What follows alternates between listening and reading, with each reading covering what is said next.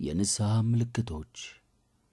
መጥምቀ መለኮት ቅዱስ ዮሐንስ መንግሥተ ሰማያት ቀርባለችና ንስሐ ግቡ፣ ለንስሐ የሚገባ ፍሬ አድርጉ እያለ በበረሃ ይሰብክ ነበር። ማቴዎስ ወንጌል ምዕራፍ 3 ቁጥር 2፣ የማቴዎስ ወንጌል ምዕራፍ 3 ቁጥር 8። ሐዋርያው ቅዱስ ጳውሎስም ንስሐ ትገቡ ዘንድ ለንስሐ የሚገባ ነገር አድርጉ፣ ወደ እግዚአብሔርም ዘወር በሉ እያለ ወንጌልን ለአሕዛብ ይሰብክ ነበር። የሐዋርያት ሥራ ምዕራፍ 26 ቁጥር 20። ስለዚህ ንስሐ የልቦና ብቻ ሥራ አይደለም። ምክንያቱም ሌሎች ለንስሐ የሚያስፈልጉ ተጨማሪ ተግባራትና ንስሐን የሚያመለክቱ ምልክቶች ስላሉ ነው። መጽሐፍ የእግዚአብሔር የሆኑትን ከፍሬያቸው ታውቋቸዋላችሁ እንዳለው የንስሐን ሕይወት የሚኖሩም እንዲሁ በመንፈሳዊ ኑሯቸው በሚያሳዩት ፍሬ ይታወቃሉ። የማቴዎስ ወንጌል ምዕራፍ 7 ከቁጥር 16 እስከ 20። እነዚህ የንስሐ ምልክቶችም ቀጥሎ በየተራ የምንመለከታቸው ናቸው። 1. ኃጢአትን መናዘዝ። ኑዛዜ 4 ዋና ዋና ነጥቦችን ያጠቃልላል። እነርሱም ሀ. ኃጢአትን ለራስ ሕሊና መናዘዝ። ይህ ዝቅ ብለን ከምንጠቅሳቸው ሁሉ የሚቀድም ነው። በመጀመሪያ ኃጢአት የሠራን መሆኑን ሕሊናችን ሳያውቀውና መበደሉን ሳያምን ለእግዚአብሔርና ለካህኑ ለመናዘዝ እንዴት ይቻላል? ስለ ሠራነው ኃጢአት ጥልቅ የሆነ ሐዘን ሊሰማን ይገባል። እንደ በደልን ካላመንንና በበደላችን ካላዘንን በኃጢአታችን ላይ ልንናዘዝና ንስሐ ልንገባም አንችልም። ስለዚህ ስለ በደላችን ሰዎች በእኛ ላይ ከመፍረዳቸው በፊት እኛ በራሳችን ላይ ልንፈርድ ይገባናል። ስለ ሠራው ኃጢአትና ስለ ፈጸመው በደል ራሱን በራሱ ከሚተችና ከሚከስ ሰው የበለጠ ታላቅ ሰው የለም። በልባችን ራሳችንን የኮነንን እንደሆነ በእግዚአብሔርና አገልጋዩ በሆነ በካህኑ ፊት ራሳችንን ለመክሰስ አንቸገርም። በጸሎት በደልን ለእግዚአብሔር መናዘዝ። ለዚህ ዋናው ምክንያት ኃጢአትን መሥራት በመጀመሪያ ደረጃ እግዚአብሔርን መበደል ስለሆነ ነው።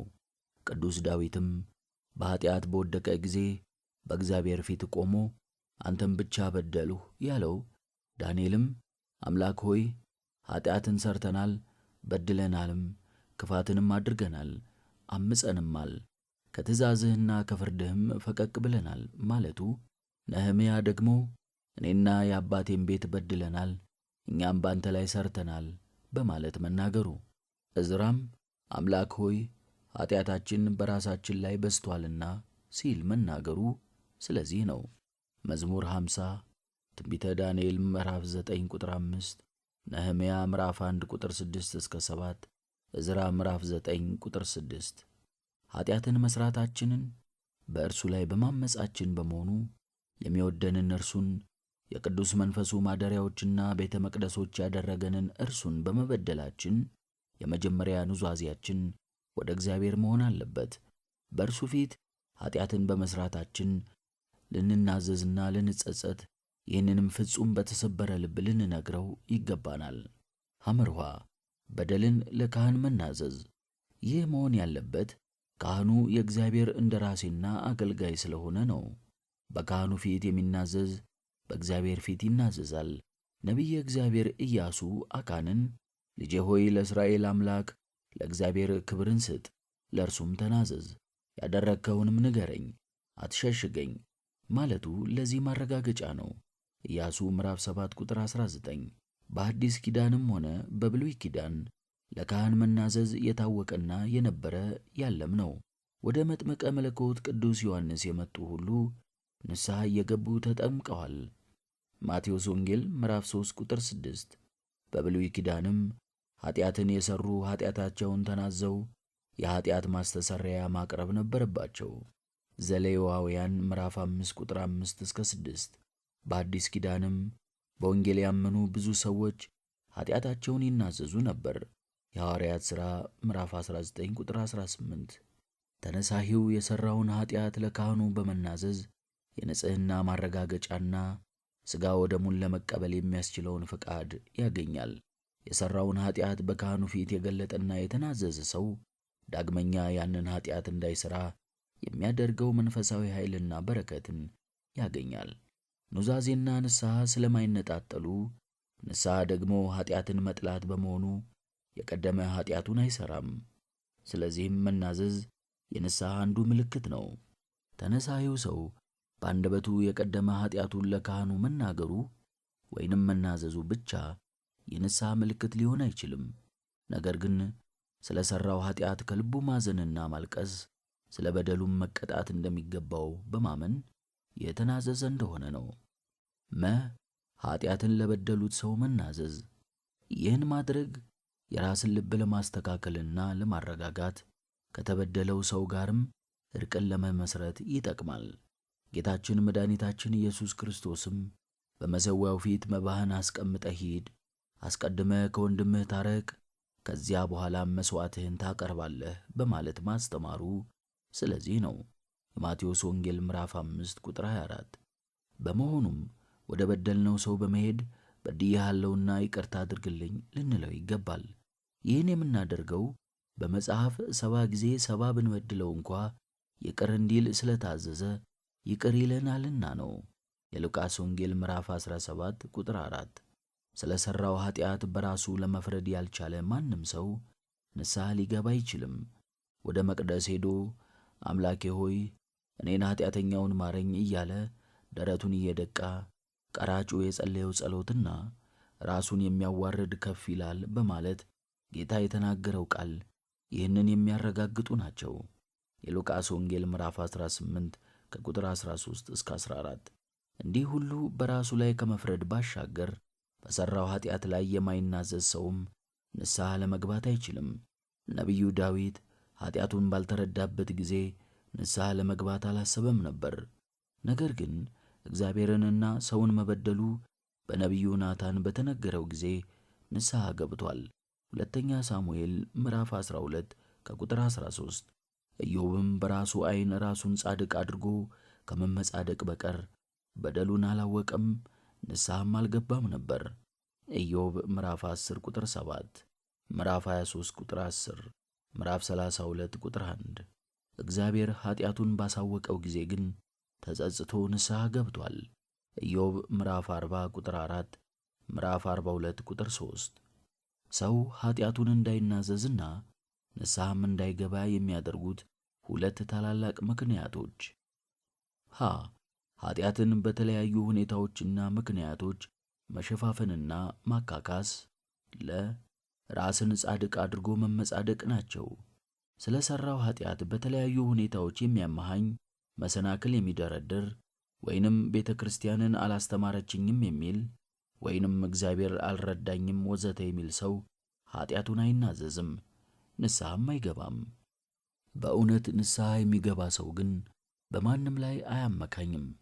ስለ ኃጢአቱ ራሱን ይክሳል እንጂ ስላደረግነው የሚገባንን እንቀበላለንና በእኛስ እውነተኛ ፍርድ ነው በማለት እንደተናገረው ፈያታዊ ዘየማን የሉቃስ ወንጌል ምዕራፍ 23 ቁጥር 41።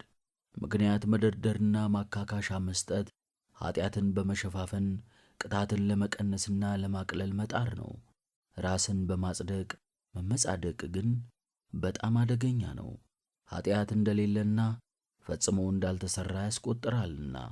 ማመካኘት ኃጢአት መኖሩን ተናግሮ ከቅጣቱ መሸሽ ነው።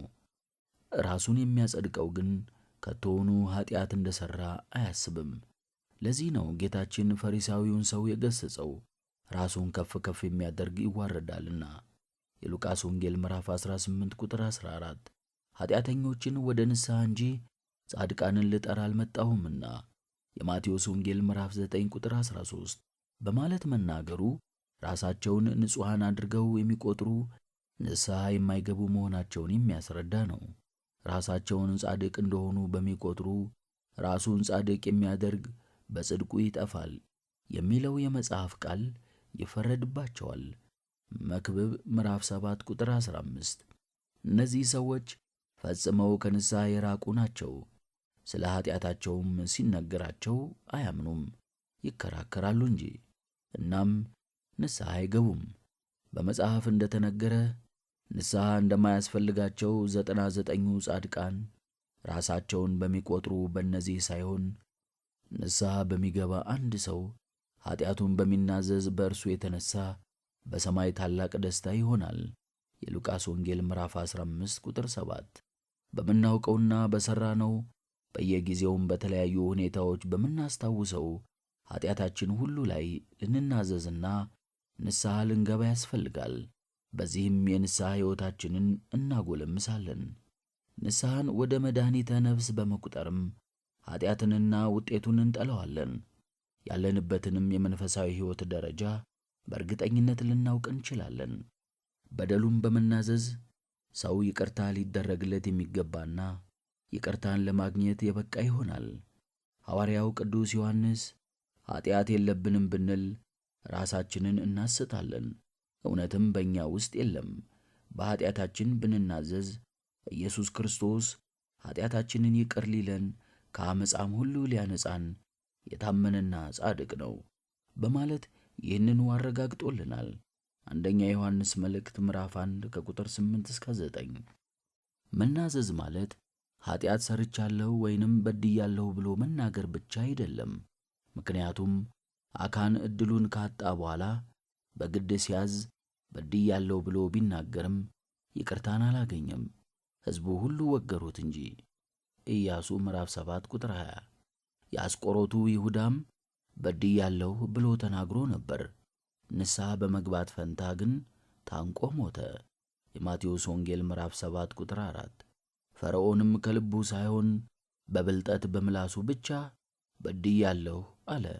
ነገር ግን በባሕረ ኤርትራ ከመስጠምና ከመጥፋት አልዳንም። ዘጸአት ምዕራፍ 9 ቁጥር 27፣ ዘጸአት ምዕራፍ 10 ቁጥር 16። ስለዚህ ኃጢአትን ሰርቻለሁ ብሎ ከመናገርና በደልን ከመግለጥ ጋር የልቦና መለወጥ መኖሩ ኑዛዜን ፍጹም ያደርገዋልና ኑዛዜያችን ልባዊ መሆን ይገባዋል። በእርግጥም ትክክለኛ ኑዛዜ የሚባለው ከእውነተኛ ንስሐና ጸጸት የመነጨ እንደሆነ ነው። ልባዊ የሆነ ጸጸት የሌለበት ንስሐም ለማንም አይጠቅምም። ስለዚህ በሩ ሳይዘጋብን ራሳችንን በማስመርመር በኃጢአታችን ልንናዘዝና ንስሐም ልንገባ ያስፈልጋል።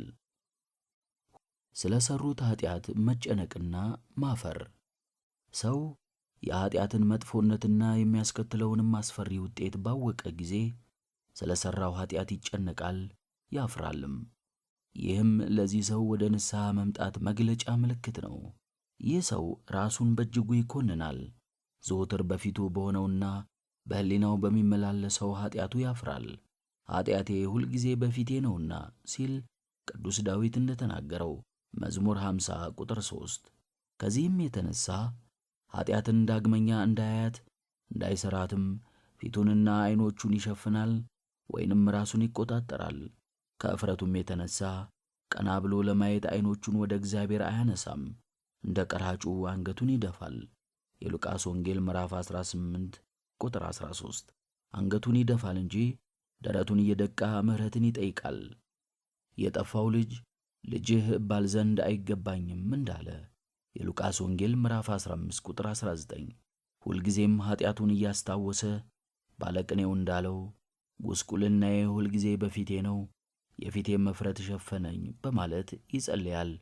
መዝሙር 43 ቁጥር 15።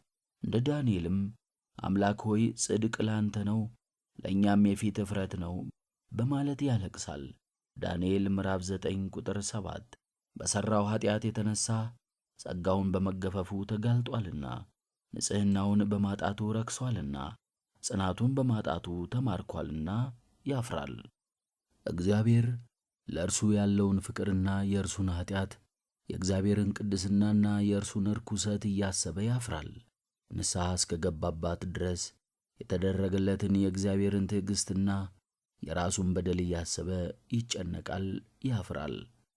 ስለ እርሱ የሚያማልዱትን ቅዱሳንን የሚጸልዩትን ወገኖቹንና የሚጨነቁለትን ዘመዶቹን ሁሉ እያሰባቸው በሠራው ኃጢአት ያፍራል። በእርሱ መውደቅ የሚደሰቱትን ጠላቶችንም እያሰበ ስለ እነርሱ ያፍራል። በቤተ ክርስቲያንና በቅድስናዋ በታቦቱ ፊት በሥጋውና በደሙ ፊት ከእፍረቱ የተነሣ ይጨነቃል፣ ይሸማቀቃል። በጸሎቱ ጊዜ ከእግዚአብሔር ፍቅር መለየቱን እያሰበ ይጨነቃል። በእግዚአብሔር ፊት ከመበደሉ በፊት የገባውን ቃል እያሰበ ይሸማቀቃል። በራሱ ዘንድም ማንነቱን ኢምንት አድርጎ ይቆጥራል። ካለፈው ሕይወቱ የተነሳም በኃጢአት በመኖሩ መዋረዱን ያስባል። በኃጢአት የተነሳ እንደተዋረደ ማወቁ ራሱ ጤናማ የንስሐ ምልክት ነው። ይህም የልቦና ንጽሕናን ያሳያል። ኃጢአትን ሲሰራት እንዳልተደሰተባት ሁሉ ይጠላታልና እንዳዋረደችውም ይንቃታል። አንዳንድ በኃጢአታቸው የተነሳ እፍረት የማይሰማቸውና በእግዚአብሔር ዘንድ መዋረዳቸውን የማያስተውሉ ነገር ግን ከዚህ ራሳቸውን ለመደበቅ የሚሸሹ ሰዎች አሉ። እነዚህ ሰይጣን በኃጢአት መኖርን እንዲወዱ በንስሐ ሕይወትም እንዳይጠቀሙ ተስፋ ያስቆረጣቸው ናቸው። መጸጸት፣ መከራን መቀበልና እንባ። ከኃጢአት የተነሳ መከራ መቀበል የእውነተኛ ንስሐ አንዱ ምልክት ነው። ቅዱስ ዳዊትም አጥንቶቼ ታውከዋልና ፈውሰኝ፣ ነፍሴም እጅግ ታወከች በማለት ዘምሯል። መዝሙር 6 ቁጥር 2 እስከ 3። ጌታችንም ስለኛ ኃጢአት እኛ ልንቀበለው የሚገባውን መከራ ስለኛ ራሱን ለውጦ ተቀብሎታል። እኛ ደግሞ የክርስቶስ የመከራው ተካፋዮች ልንሆን ያስፈልጋል። ፊልጵስዩስ ምዕራፍ 3 ቁጥር 10። ተነሳሂው ሰው ስለ ሠራው ኃጢአት የሚቀበለው መከራ ቀደም ብሎ ከኃጢአቱ ስላገኘው ደስታ ማካካሻ ነው። ይህም ስለ ኃጢአቱ የሚሰጠው ቅጣት ነው። ንስሐ የሚገባ ሰው ሁለት ዓይነት ቅጣቶች ይቀበላል። የመጀመሪያው የሚወደውን ዓለም በመናቅ የሚወደውንም ነገር በመተው በራሱ ላይ የሚወስነው ቅጣት ነው። ሁለተኛው ደግሞ ከውጪ የሚመጣ ቅጣት ነው። ይህም ስለ ተሠራው ኃጢአት እግዚአብሔር የሚያመጣው ወይንም ኅብረተሰቡ የሚያመጣው ቅጣት ነው። ተነሳሂው ሰው እነዚህን ቅጣቶች ያንሱኛል እንጂ በስቶብኛል በማለት ሳያንጎራጉር በአኮቴት ይቀበላቸዋል። ያለ አግባቡ እንኳን ቢቀጣ ይቀበላል እንጂ አይቃወምም። ዳዊትም ያለ አግባብ በሕዝብ ፊት በተረገመ ጊዜ እግዚአብሔር አዞታል አለ እንጂ አልተቃወመም ነበር። ሁለተኛ ሳሙኤል ምዕራፍ 16 ቁጥር 5 እስከ 10። በሥርዓተ ቤተ ክርስቲያን መሠረት ስለ ኃጢአታቸው የሚሰጣቸውን ቅጣት ለመቀበል ራሳቸውን ያላዘጋጁ ሰዎች ከንስሐ እጅግ የራቁ ናቸው። በተቃራኒው ግን ንስሐ የሚገቡ ሰዎች ስለ ኃጢአታቸው በሥርዓተ ቤተ ክርስቲያን መሠረት የሚመጣባቸውን ቅጣት በፈቃደኝነት ይቀበሉታል። መከራ ወይንም ቅጣት የኃጢአት ቀጥተኛ ውጤትና ዋጋውን በመሆኑ እንደ አዳምና ሔዋን ሁሉ ኃጢአት ከሠራን ከመከራው ልናመልጥ አንችልም። ዘፍጥረት ምዕራፍ 3 ቁጥር 16 እስከ 17። ከኃጢአት የተነሳ የሚሰጠው ቅጣት በረዘመ መጠን የተነሳሂው ልብ ንጹሕ እየሆነ ይሄዳል። ለብዙ ጊዜ የተዘፈዘፈ ልብስ እንዲጠራ ወዲያው ይቅርታን ያገኘ ሰው ወደ ኃጢአት ለመመለስ ጊዜ አይፈጅበትም። የኃጢአትን መራራ ውጤት አልቀመሰውምና። አንዳንድ የዋሆች እንደሚያስቡት ክርስቶስ ስለ እኔ መከራውን ሁሉ ተቀብሎልኛልና እኔ ማረፍ እንጂ ንስሐ መግባት አይገባኝም በማለት ራስን ማሞኘት አይገባም። እስራኤል የበሰለውን ሥጋ ከመራራ ቅጠል ጋር እንዲበሉ ታዘው ነበር። ዘጸአት ምዕራፍ 12 ቁጥር 8። ስለዚህ የክርስቶስ ተከታዮች የሆንን ሁሉ ንስሐ በመግባት ስለ ሠራነው ኃጢአት በምንቀበለው ቅጣትና መከራ የክርስቶስ መከራ ተካፋዮች ልንሆን ይገባል። እንደ ቀሬናዊ ስምዖን መስቀሉን መሸከም ያስፈልጋል። የሉቃስ ወንጌል ምዕራፍ 23 ቁጥር 26። ወይንም ደግሞ እንደ ቅዱስ ጳውሎስ ከእርሱ ጋር እንገደላለን ማለት አለብን። ገላትያ ምዕራፍ 2 ቁጥር 20። እንባ። በዚህ መጽሐፍ የምንነጋገረው ሰው ስለ ኃጢአቱ የሚያለቅሰውን ለቅሶና የሚያፈሰውን እንባ ይመለከታል። ወጣንያን ስለ ኃጢአታቸው ማልቀስ ላይጠበቅባቸው ይችላል። ወጣንያንም ስለ ኃጢአታቸው ያለቅሳሉ ብለን እንደ መስፈርት ማሰብ የለብንም። ይህ የታላላቅ ገዳማውያንና የቅዱሳን አባቶች ሀብት ነውና። በኃጢአታቸው ላይ ካለቀሱት አባቶች መካከል በዋነኝነት ልንጠቅሰው የምንችለው ነቢዩ ቅዱስ ዳዊትን ነው። እርሱ ሌሊቱን ሁሉ አልጋዬን አጥባለሁ፣ በእንባዬም መኝታዬን አረሳለሁ በማለት ከመናገሩም ሌላ እምባዬ በቀንና በሌሊት ምግብ ሆነኝ ብሏል። ከዚህም ሌላ ምግብ ሲመገብ እንኳን አመድን እንደ እህል እቅሜያለሁና መጠጤንም ከእንባዬ ጋር ቀላቅያለሁና በማለት ዘወትር በእንባ ይኖር ነበር።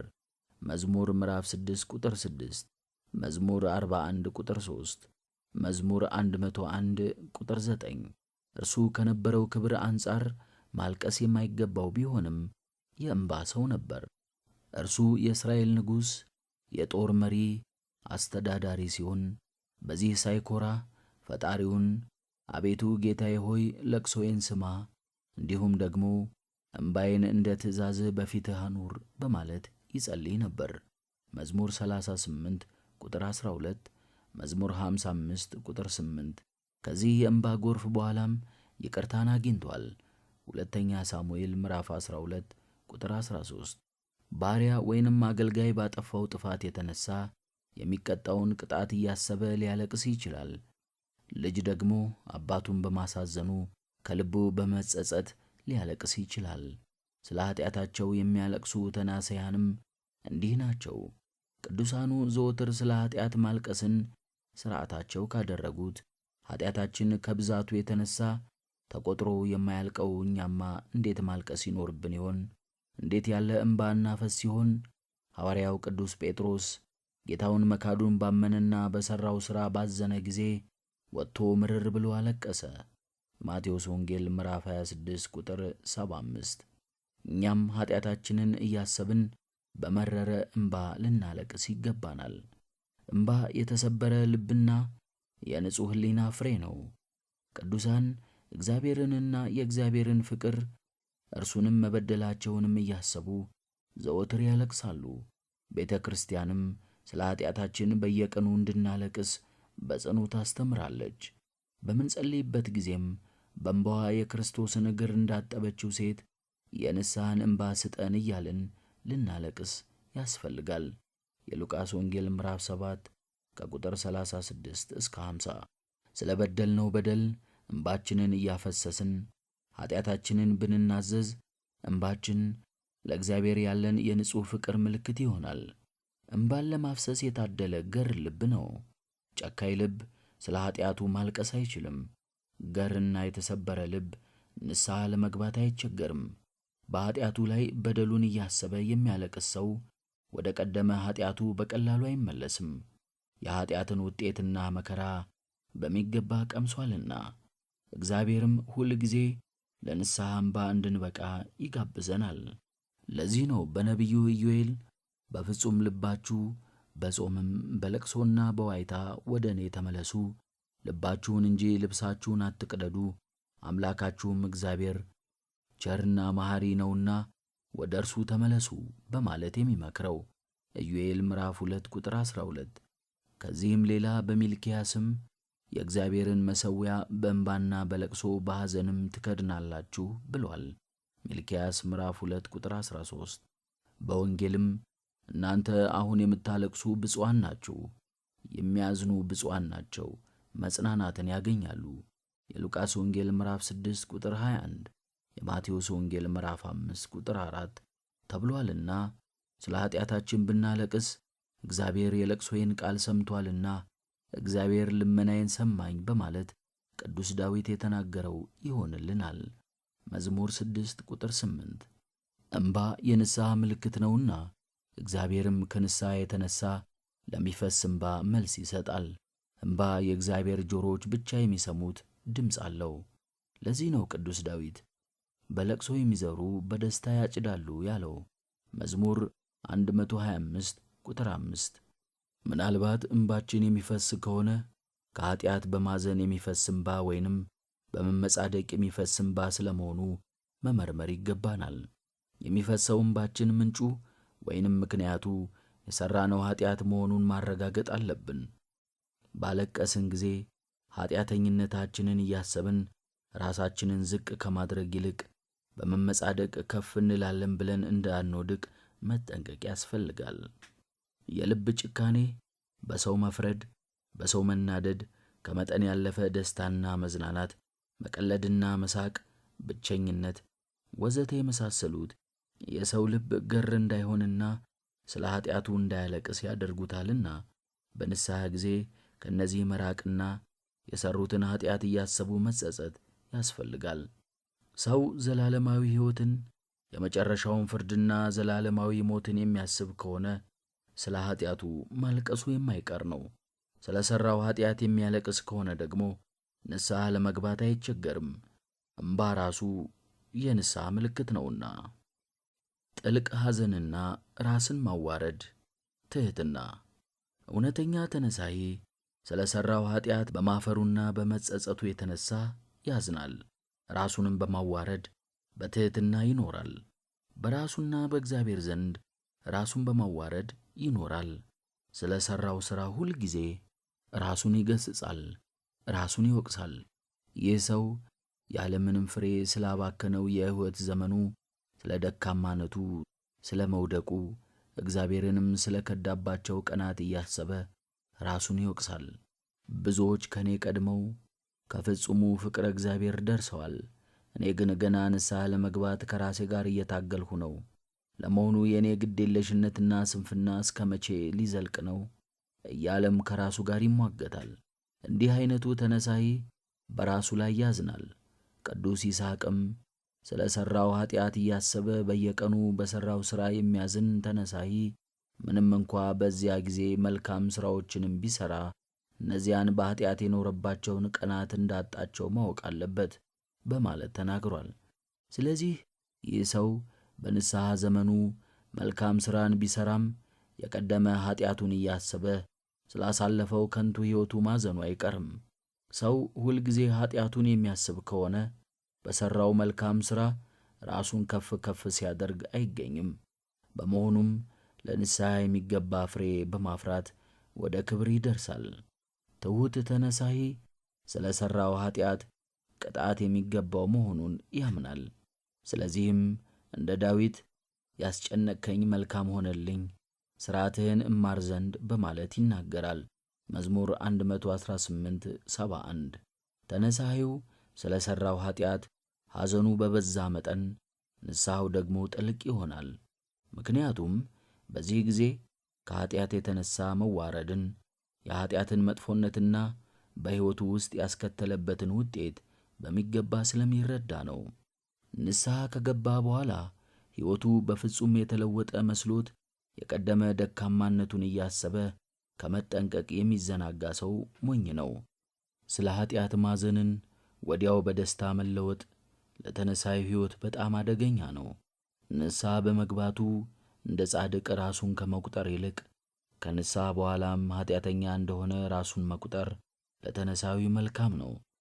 ቅዱስ ጳውሎስም ከቀደመ ሕይወቱ ተመልሶ የወንጌል ሐዋርያ ከሆነ በኋላ ከኃጢአተኞች እኔ ዋነኛ ነኝ በማለት መናገሩን ማስታወስ ይጠቅማል። ትናንት የነበረን ማንነት ወይንም ትናንት የኖርነው ኑሮ ኃጢአታችንን ያላስተዋልንበት በኃጢአት የነበርንበት ነበር። ዛሬ ደግሞ ኃጢአታችንን አውቀን ንስሐ ለመግባት በመታገል ላይ እንገኛለን። ትናንትናም ዛሬም ከኃጢአት አልተለየንም። ንስሐ ደግሞ በሕይወት ዘመናችን ሁሉ ከእኛ ጋር ትኖራለች። ለንጽሕና የበቃን እስከሆንን ድረስ ኃጢአተኛ መሆኑን የማያስብና የማይረዳ ሰው ታላቅ ኃጢአት እየሠራ ነው። የሕይወት ዘመኑ አንዲት ቀንም ብትሆን ከእመቤታችን በቀር ከኃጢአት ንጹሕ የሆነ ሰው የለም። በየዕለቱ እንበድላለንና ኃጢአተኞች ሆነን በየቀኑ በእግዚአብሔር ፊትም እንመላለሳለን። ስለዚህ ነው በጸሎታችን በደላችንን ይቅር በለን በማለት የምንለምነው። ጻድቅ እንኳ ቢሆን ይህንን ጸሎት በመደጋገም ይጸልየዋል። በመጽሐፍም ጻድቅ 7 ጊዜ ይወድቃል ይነሳማል ተብሎ ተጽፏልና ምሳሌ ምዕራፍ 24 ቁጥር 16። በሠራው ኃጢአት የማያዝን ሰው ንስሐ ገብቻለሁ ሊል አይችልም፣ ራሱን አያውቅምና። ስለዚህ ሁልጊዜ ስለ ኃጢአታችን በማዘን በተሰበረ ልቦና እንድንኖር ያስፈልጋል። እግዚአብሔር ልባቸው ለተሰበረ ቅርብ ነውና መዝሙር 33 ቁጥር 18።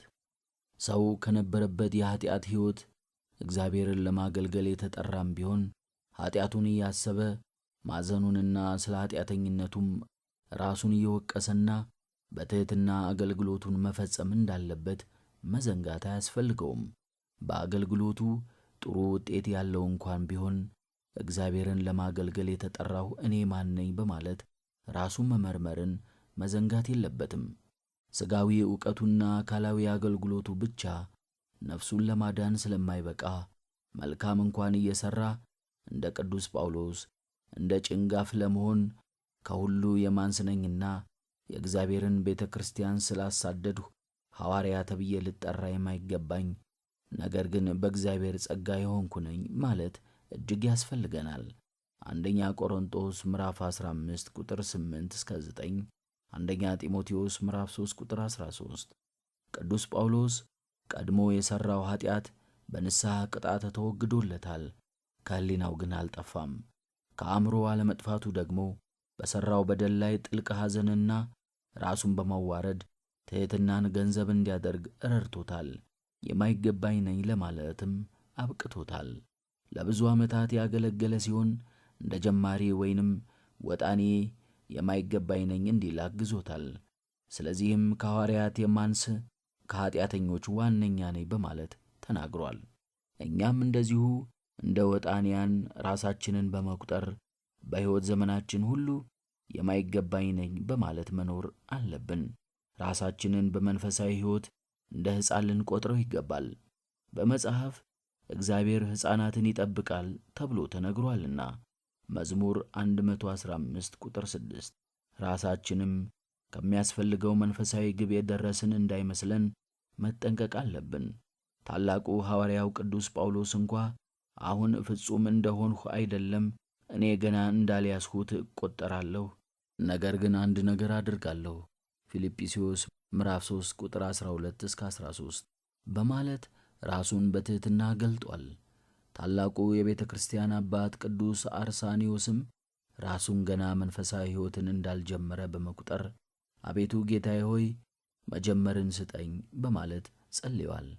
ጥልቅ ሐዘንና ራስን ማዋረድ ወይም አትሕቶ ርዕስ የንስሐ ሕይወት ምልክቶች ናቸውና ገንዘብ ልናደርጋቸው ይገባል።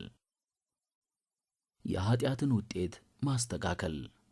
የኃጢአት ውጤቱ ከእግዚአብሔር መጣላትና ሰውንም መበደል ነው። ስለዚህ በንስሐ ጊዜ ኃጢአትን መናዘዝና ኃጢአትን መተው ብቻ በቂ ሳይሆን በተሠራው ኃጢአት የደረሰውን ጉዳት መካስ፣ የተበላሸውንም መጠገን፣ የተጣመመውንም ማስተካከል፣ የተቀማውንም መመለስ ጭምር ይገባል። የኃጢአትን ውጤት ማስተካከል ማለት ይህ ነው። የሰረቀ ሰው ሰርቄአለሁ ብሎ መናዘዙ ብቻ በቂ አይደለም። የተሰረቀውን ንብረት ለባለቤቱ መመለስ አለበት። የበደለ ሁሉ በድያለሁ ብሎ መናዘዙና ይቅርታ መጠየቁ ብቻ በቂ አይደለም። የበደለውን በመካስ ከኃጢአቱ የተነሳ የደረሰውን ጥፋት ማስተካከል ይገባዋል እንጂ። ይህም ለበደላቸው ሁሉ የበለጠ መልካም በማድረግ ይታወቃል። ለዚህ በቂ ምሳሌ የሚሆነን ቀራጩ ዘኬዎስ ነው። ዘኬዎስ ንስሐ በገባ ጊዜ በጌታ ፊት በሕዝቡ መካከል ቆሞ ጌታ ሆይ ካለኝ ሁሉ እኩሌታውን ለድሆች እሰጣለሁ፣ ማንንም በሐሰት ከስሼ ብሆን 4 እጥፍ እመልሳለሁ በማለት ተናግሯል። የበደለውን መካስ እንደሚገባው አውቋልና። የሉቃስ ወንጌል ምዕራፍ 19 ቁጥር 8። ያማነውንና ስሙን ያጠፋነውን ሰው ስሙን እንደገና በማክበር ንጽሕናውን መመስከር ይኖርብናል። እንዲህ በማድረግ የንስሐን መልካምነት ማጣጣም ይቻላል። ስለዚህ በኃጢአት የሰበሩትን መጠገን፣ ያጎደፉትን ማንጻት፣ የኃጢአትን ውጤት ማስተካከል የንስሐ ምልክት ነው። ለኃጢአተኞች ማዘን።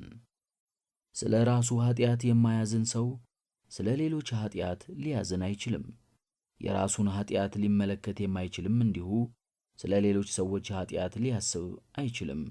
ቢያስብም ደግሞ ራሱን ንጹሕ አድርጎ ነው። ዘማዊቷን ሴት በጌታ ፊት አቁመውና ኃጢአቷን በመዘርዘር በከሰሷት ጊዜ ከእናንተ ኃጢአት የሌለበት እርሱ ይውገራት ሲባሉ ከዚያ አፍረው እንደሄዱት ሰዎች የዮሐንስ ወንጌል ምዕራፍ 8 ቁጥር 1 እስከ 12። በእርግጥም በራሱ ዓይን ያለውን ምሰሶ አውጥቶ መጣል ያልቻለና የማያይ በሌላው ያለውን ጉድፍ እንዴት ማየት ይችላል? የማቴዎስ ወንጌል ምዕራፍ 7 ቁጥር 5። ስለ ኃጢአቱ የሚያስብ ሰው እኔ ብዙ ጊዜ በኃጢአት ወድቄአለሁና ሌላው ሰው ከኔ የተሻለ ቅዱስ ነው ይላል። ስለ ራስ ኃጢአት ማዘን ከልቦና ክፋትን ያጠፋል። ለማንም ቢሆን ምንም እንኳን ኃጢአተኛ ቢሆን የሚራራ ሩሩህ ያደርጋል። የራሱን ኃጢአት የሚያስታውስ ሰው ለሌሎች ኃጢአተኞችም ደግሞ ያዝናል። ቅዱስ ዮሐንስ የተባለ የቤተ ክርስቲያን አባት ማንንም በኃጢአት ያየ እንደሆነ ሰይጣን ዛሬ ወንድሜን ከጣለው ነገ እኔን ይጥለኛል፣ ወንድሜን ጌታ ይቅር ብሎት ንስሐ ይገባ ይሆናል፣ እኔ ግን ንስሐ የምገባ ሰው አይደለሁም እያለ አምርሮ ከልቡ ያለቅሳል። ሐዋርያው ቅዱስ ጳውሎስም ከእነርሱ ጋር እንደታሰረ ሆናችሁ እስረኞችን አስቡ በማለት የተናገረው ቃል ንስሐ የገባ ሰው ንስሐ እንዳልገባ ራሱን በመቁጠር በኃጢአት ላሉት ማሰብና ማዘን የሚገባው መሆኑን ያመለክታል። ዕብራውያን ምዕራፍ 13 ቁጥር 3። ኃጢአትን የማያውቅ ሰው በትዕቢት ይፈርዳል። ኃጢአትን የሚያውቅ ደግሞ የሰውን ድካም ያውቃልና በኃጢአት ለወደቁት ያዝንላቸዋል። ለዚህ ምሳሌ የሚሆነን የሙሴ ጸሊም ሕይወት ነው። በአንድ ወቅት የገዳሙ ጉባኤ በሚሰበሰብበት የአንድ የመነኩሴ ጉዳይ ሲታይ እርሱም እንዲሳተፍ ተጋበዘ። እርሱም በአንድ ጆንያ አሸዋ ሞልቶ በመሸከም ወደ ጉባኤው ሄደ። የገዳሙ አባቶች ስለምን ይህንን እንዳደረገ ቢጠይቁት ይህ ከኔ ጀርባ የሚከተለኝ ኃጢአቴ ነው፣ እኔ ላየው አልችልም፣ ነገር ግን እነሆ በወንድሜ ልፈርድ መጥቻለሁ አላቸው። ተነሳሂ ልቡና ያለውና ሕይወቱን በንስሐ የሚመራ ሰው ለእርሱ አደገኛ እንኳ ቢሆን ስለ ሌላው ሰው ኃጢአት አይናገርም። ቅዱስ አሞጽ የተባለ የቤተ ክርስቲያን አባት ሲናገር ለባልንጀራ ይቅርታ ማድረግ በሌሎች መፍረድን መተውና የልብ ትሕትና የንስሐ ምልክቶች ናቸው ብሏል። ቅዱስ ይስሐቅም ተነሳዩ ሰው ስድብንና አሉባልታን ፈጽሞ መታገስ አለበት ይላል። ሰዎች ከውጪ ቢያሙትና ቢሰድቡት እርሱ ደግሞ በልቡ ራሱን የሚያማና የሚሰድብ መሆን አለበት። ከዚህም ሌላ ክርስቶስ እርሱን ይቅር እንዳለው ሁሉ እርሱ ደግሞ ሌሎችን ይቅር የሚል መሆን አለበት። ጌታም በአምላካዊ ቃሉ ይቅር በሉ ይቅርም ትባላላችሁ በማለት ተናግሯል። የሉቃስ ወንጌል ምዕራፍ 6 ቁጥር 37። ከዚህም ሌላ ለሰዎች ኃጢአታቸውን ይቅር ብትሉ የሰማይ አባታችሁ እናንተን ደግሞ ይቅር ይላችኋልና፣ ለሰዎች ግን ኃጢአታቸውን ይቅር ባትሉ አባታችሁም ኃጢአታችሁን ይቅር አይላችሁም በማለት ጌታችን አስተምሯል። የማቴዎስ ወንጌል ምዕራፍ 6 ከቁጥር 14 እስከ 15። ይህ ይቅርታም በፍጹም ፍቅር ሊሆን ይገባል። በፍጹም ፍቅር ማለትም ጠላቶችህን ውደድ የሚለውን ትእዛዝ መፈጸም ነው። የሉቃስ ወንጌል ምዕራፍ 6 ቁጥር 27። ይህም የንስሐ ምልክት በሆነ ፍጹም ትሕትና ሊደረግ ይገባዋል። ሌሎች ስሜቶች። ንስሐ የገባና ስለ ኃጢአቱ የሚያዝንና የሚያለቅስ ሰው ዘወትር ጭምትና ሰላማዊ፣ የማይከራከር ዝምተኛና ድምፁም የማይሰማ ይሆናል።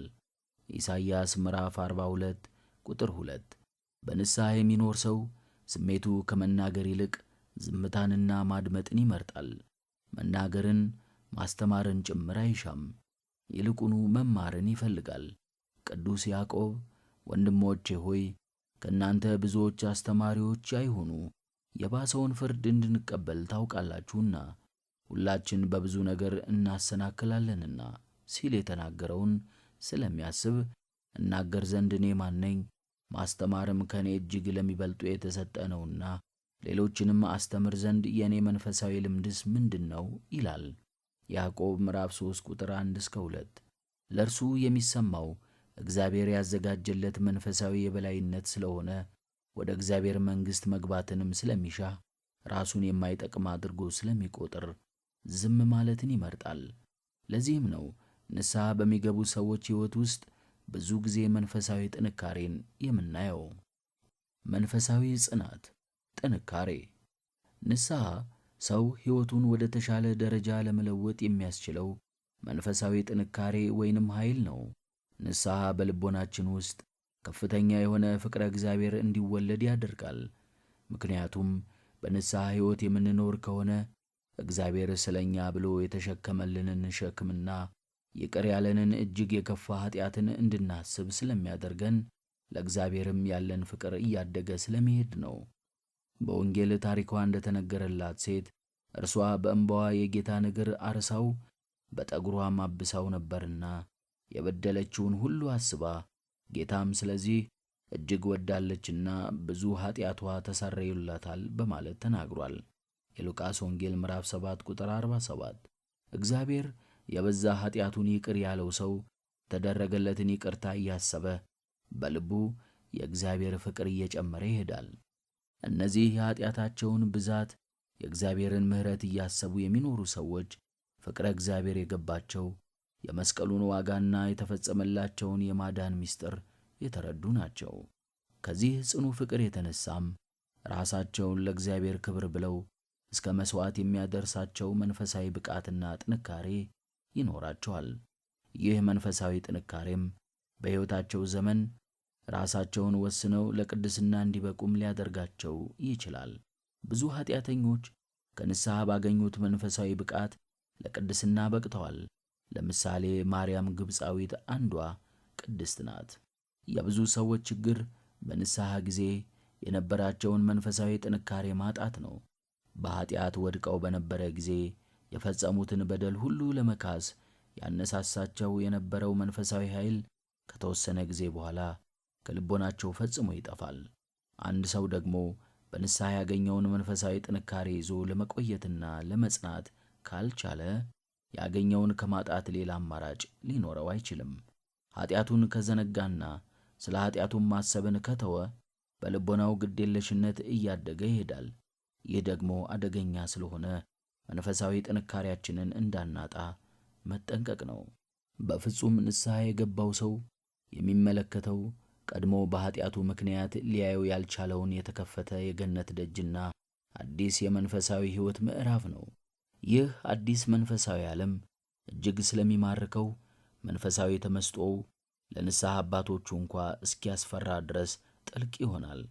በንስሐ ጊዜያቸው ያገኙትን መንፈሳዊ ጥንካሬ በማጽናት ራሳቸውን ለእግዚአብሔር ፈጽሞ ያስገዙ ብዙ ናቸው። እነዚህ ኃጢአታቸውን በማሰብ ዓለምን በመናቅ ከእግዚአብሔር ፍቅር የበለጠ ሊጠመዱበት የሚገባ ምንም ያለመኖሩን ያረጋግጡ ናቸው። ከንስሐው ጋር በሚመጣው መንፈሳዊ ጥንካሬ ውስጥ ተነሳዊው ቀድሞ የሌለውን መንፈሳዊ ኃይል ገንዘብ ያደርጋል። በኃጢአት በነበረ ጊዜ ከሰይጣን ጋር በነበረው ውጊያ ደካማ ነበር። ንስሐ ሲገባ ግን የተለየ ጸጋና መንፈሳዊ ኃይል ያገኛል። በዚህም የተነሳ በአዲስ መንፈሳዊ ኃይልና ፍቅረ እግዚአብሔር ሕይወቱ ይመራል። እግዚአብሔርን በመተማመን የሚጠባበቁ ኃይላቸውን ያድሳሉ። እንደ ንስር በክንፍ ይወጣሉ፣ ይሮጣሉ፣ አይታክቱም፣ ይሄዳሉ፣ አይደክሙም በማለት ነቢዩ ኢሳይያስ እንደተናገረው ኢሳይያስ ምዕራፍ 40 ቁጥር 31። ከዚህም ሌላ ይህ ነቢይ እግዚአብሔር ለደካማ ኃይልን ይሰጣል፣ ጉልበት ለሌለውም ብርታትን ይጨምርለታል ሲል ተናግሯል። ኢሳይያስ ምዕራፍ 40 ቁጥር 29። እንግዲህ የሚደነቀው በንስሐ ሕይወታችን ይህንን ኃይል እስከ ማግኘት ደርሰን እንደሆነ የእግዚአብሔርም ቀኝ እጅ ለብሩህ ሕይወት እንዳበቃን የተረዳን እንደሆነ ነው። እርሱ ጎልማሳነትን እንደ ንስር ያድሳል ተብሏልና መዝሙር 102 ቁጥር 5። ስለዚህ ይህን ለማስተዋል በቻለን ጊዜ እንደ ቅዱስ ዳዊት የእግዚአብሔር ቀኝ ከፍ ከፍ አደረገችኝ፣ የእግዚአብሔር ቀኝ ኃይልን አደረገች፣ አልሞትም በሕይወት እኖራለሁ እንጂ የእግዚአብሔርንም ሥራ እናገራለሁ እያልን ከንስሐ የተነሳ ስላገኘነው መንፈሳዊ ኃይልና ጥንካሬ እንናገራለን። በዚህ መንፈሳዊ ኃይልም የተቀደሰውን ሕይወት እንኖራለን። በተቀደሰ ሕይወት መኖር። በሕይወት ውስጥ መንፈሳዊ ለውጥ ከሌለ ንስሐም የለም። ንስሐም መናዘዝና ሥጋው ደሙን መቀበል ብቻ አይደለም፣ ኃጢአትን ፈጽሞ በመተው በተቀደሰ የሕይወት ጎዳና መኖርም ነው እንጂ። በዚህም ሐዋርያው ቅዱስ ዮሐንስ ነገር ግን እርሱ በብርሃን እንዳለ በብርሃን ብንመላለስ ለእያንዳንዳችን ኅብረት አንድነት አለን፣ የኢየሱስ ክርስቶስም ደም ከኃጢአት ያነጻናል እንዳለው ተነሳዩ ይቅርታን ይቀበልበታል። አንደኛ ዮሐንስ መልእክት ምዕራፍ 1 ቁጥር 7። በመሆኑም በብርሃን መመላለሳችን ከኃጢአት ለመንጻታችን እጅግ ወሳኝ ቅድመ ሁኔታ ነው። ከንስሐ ምልክቶች አንዱ ነውና። ሐዋርያው ቅዱስ ጳውሎስም ከኃጢአት ለሚያነጻውና ከፍርድም ስለሚያድነው መመላለስ ሲናገር እንግዲህ በክርስቶስ ኢየሱስ ላሉት እንደ መንፈስ ፈቃድ እንጂ እንደ ሥጋ ፈቃድ ለማይመላለሱት አሁን ኩነኔ የለባቸውም ብሏል። ሮሜ ምዕራፍ 8 ቁጥር 1-4። በዚህ አባባልም ለዚህ አዲስ ሕይወት ከሚያስፈልጉት ቅድመ ሁኔታዎች መካከል ታዲያ በብርሃን መመላለስና በመንፈስ መመላለስ ዋነኞቹ ናቸው። ቅዱስ ጳውሎስ ይህንን ሊያጠናክር በተጠራችሁበት መጠራታችሁ እንደሚገባ ትመላለሱ ዘንድ እለምናችኋለሁ ብሏል። ኤፌሶን ምዕራፍ 4 ቁጥር 1። በሌላ ስፍራም በበጎ ሥራ ሁሉ እያደጋችሁ ለጌታ እንደሚገባ ትመላለሱ ዘንድ እንለምናለን ከማለቱም በተጨማሪ እንደተወደዱና እንደ ብርሃን ልጆች ተመላለሱ በማለት ተናግሯል። ቆላስይስ ምዕራፍ 1 ቁጥር 10፣ ኤፌሶን ምዕራፍ 8። ንስሐ ከክርስቶስ እግር በታች ራስን መጣል ብቻ አይደለም፣ በመንፈሳዊ ሕይወት መኖርና የእግዚአብሔርን ትእዛዛት በመፈጸም መኖርም ጭምር ነው እንጂ። ሐዋርያው ቅዱስ ዮሐንስም በዚህ ረገድ በእርሱ የሚኖር ሁሉ ኃጢአትን አያደርግም፣ ኃጢአትን የሚያደርግ ሁሉ አላየውም አላውቀውምም አንደኛ ዮሐንስ መልእክት ምዕራፍ 3 ቁጥር 6 ካለ በኋላ በእርሱ እኖራለሁ የሚል እርሱ እንደተመላለሰ ሊመላለስ ይገባዋል። አንደኛ ዮሐንስ መልእክት ምዕራፍ 2 ቁጥር 6። እንዲሁም ደግሞ አውቄዋለሁ የሚል ትእዛዛቱንም የማይጠብቅ ውሸተኛ ነው፣ እውነትም በእርሱ ውስጥ የለም በማለት ተናግሯል። አንደኛ ዮሐንስ መልእክት ምዕራፍ 2 ቁጥር 4። ስለዚህ ከእርሱ ዘንድ እርዳታውንና ጸጋውን ለማግኘት ራሳችንን ከክርስቶስ እግር በታች ማዋረድ ይገባናል። ጸጋውም በኃጢአትና በስንፍና መኖር ሳይሆን እርሱ ክርስቶስ በብርሃን እንደተመላለሰ በብርሃን መመላለስና ትእዛዛቱን በመጠበቅ መኖር ነው። በብርሃን እየተመላለስን ትእዛዛቱንም እየፈጸምን ብንኖር ከመጨረሻው የንስሐ ምልክት እንደርሳለን። ንጽሕና በንስሐ ከተለወጠ ሕይወት የሚገኝ መንፈሳዊ ፍሬ ነው። በንጽሕና የዓለም ፍላጎት፣ የሥጋ ፈቃድና ኃጢአት ተወግደው የልብ መሻትም የቅድስና ሕይወትና የእግዚአብሔር ፍቅር ይሆናል። ተነሳሂውም ዳግመኛ በኃጢአት ፍቅር አይፈተንም። ሰው ያለ ትግል፣ ያለ ድካም፣ ያለ ጦርነት የተቀደሰውን ነገር ሁሉ ማድረጉ የንጽሕና ምልክት ነው። ፈተናውንና ጦርነቱን አልፎታልና ቅድስናውን ሊቋቋመው የሚችል ነገር የለም። በውስጣችን የመልካምና የክፉ ሐሳብ ግጭት ካለ ወደ ንጽሕና ለመድረስ እየሞከርን እንጂ ከንጽሕና ያልደረስን መሆናችንን እናውቃለን። በቅድስና ለመኖር በምናደርገው ጥረትም ገና ወደ ንጽሕና ለመድረስ የምንጥር እንጂ ንጽሕናን ገንዘብ ያላደረግን መሆኑን እናውቃለን። በንጽሕና ሰላም በልብ ውስጥ ይሰፍናል። ፈተናውና ጾሩ ሁሉ በመልካሙ አሸናፊነት የተጠናቀቀ በመሆኑ ውጊያ የለም። በንጽሕና ሰላማችን፣ ፍላጎታችንና ደስታችን ሁሉ በእግዚአብሔር ይሆናል። ንጽሕናም አነጋገራችንን፣ ሕዋሳቶቻችንን፣ አካላችንን፣ ልቦናችንንና አመለካከታችንን በአጠቃላይ መላ ሕይወታችንን የሚሸፍን ስለሚሆን መንፈሳዊ ፍሬ የሚገኝብን የመንፈስ ቅዱስ ማደሪያዎች እንሆናለን። ስለዚህ የንስሐ አንዱ ምልክት ወደ ሆነው የንጽሕና ደረጃ ለመድረስ የተቻለንን ያህል ራሳችንን ማዘጋጀት ይገባናል።